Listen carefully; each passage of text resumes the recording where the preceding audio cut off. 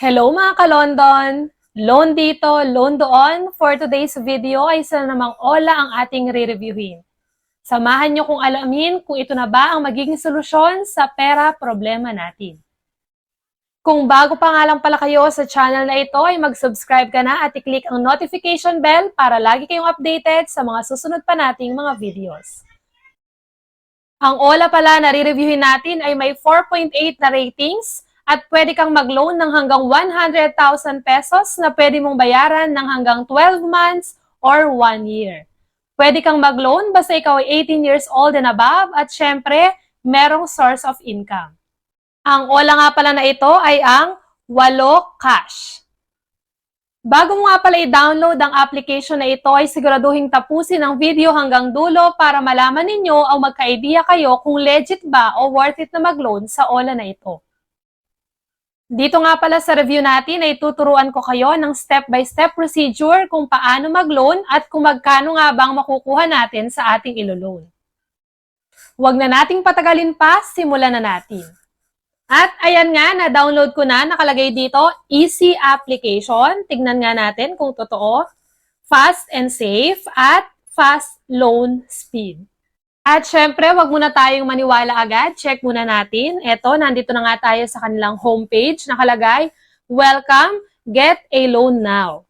Na pwede daw tayong mag-loan. Maximum loan amount is up to 100,000 pesos na pwedeng bayaran ng hanggang 180 days at may 0.05% per day na interest. At ayan, i-apply na nga natin. So, syempre, maglalagin tayo gamit ang ating phone number at para makapag-send sila ng verification code. And then, mag-login na tayo. At next, dito na nga tayo sa personal information. Ang unang-una na dyan ay ang identification, yung ID. At ito yung mga ID na pwede nating pagpilian. Pwede ang UMID, driving license, passport, TIN, SSS, voter's ID, health card, national ID, postal ID, PRC, pag-ibig, at marami pang iba. At syempre, kagaya ng mga ibang OLA din, ay pipicturean natin yung ID natin. At pag napicturean na is liveness detection naman. Magpipicture lang na tayo gamit ang ating camera. Syempre, para ma-check nila kung tayo ba talaga ang naglo-loan at hindi ang ibang tao.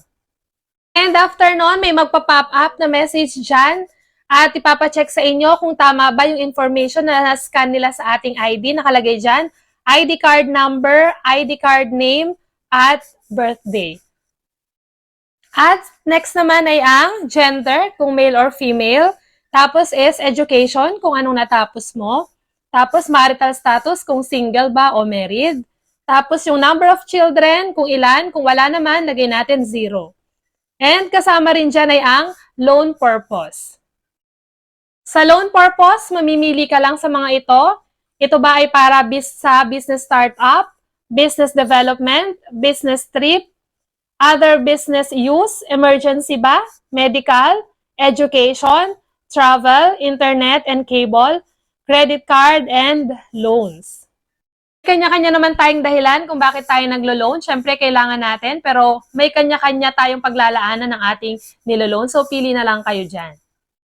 And next, kasama din dyan ay ang ating email address. Dapat ang ating email address ay na-open natin, active at nakaka-receive ng messages. Kasama din yung home phone, additional phone number lang natin yan.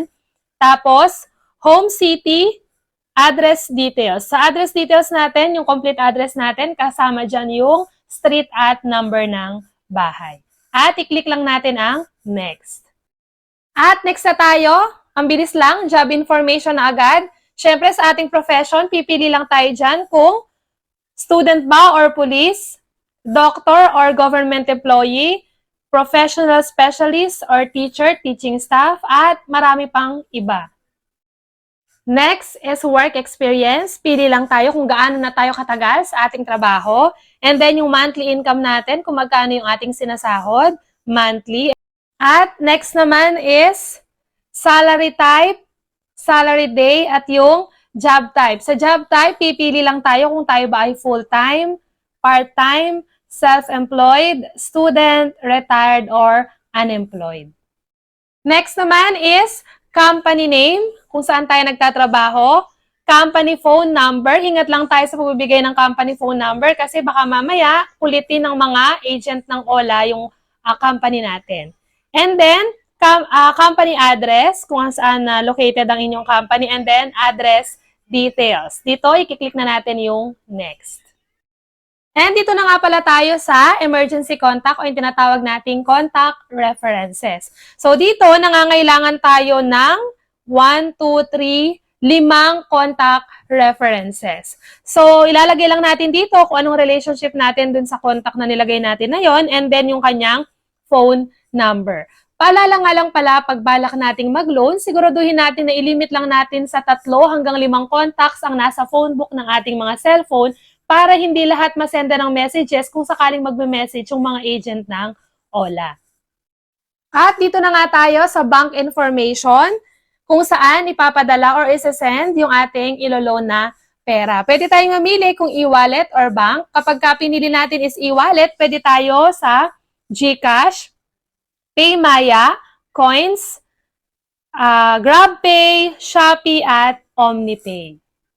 Pero kung bank naman ang pipiliin natin, ayan, maraming pwedeng pagpilian. At dumako na nga tayo sa most exciting part ng ating pagre-review. Titingnan natin kung magkano ba ang makukuha natin na amount na ibibigay sa atin sa ating ilo-loan. At eto na nga, binigyan lang ako ng credit limit ng 2,000 pesos. So tingnan natin kung yung 2,000 pesos ba na yun ay mabuo ko bang makukuha o hindi. Nakalagay sa aking loan details, disbursement amount, ano lang ba yung makukuha ko dun sa 2,000 na niloan ko? Nagkakahalaga lang na 1,200 pesos. 1,200 pesos lang po ang makukuha ko dun sa 2,000 na ilo-loan ko. Saan mapupunta yung iba? Nakalagay dito, repayment amount 2,000, processing fee 667 pesos. Ang taas ng kanilang processing fee. Total interest fee is 13 pesos. Risk control service fee is 120 pesos. Doon sa niloan po natin na 2,000 pesos, pinakita ko na kanina na ang marireceive lang natin ay 1,200 pesos. At kinaltasan po nila yon ng 800 pesos. At kung gusto nyo pa rin, nasa sa inyo pa rin naman kung itutuloy nyo pa rin yung loan. Pero kung hindi nyo nagustuhan, mag-proceed na lang po kayo sa ibang loan na pwede ninyong pagpilian na na-review na natin. At dito na nga nagtatapos ang ating review. Hanggang sa muli mga ka-London! Bye-bye!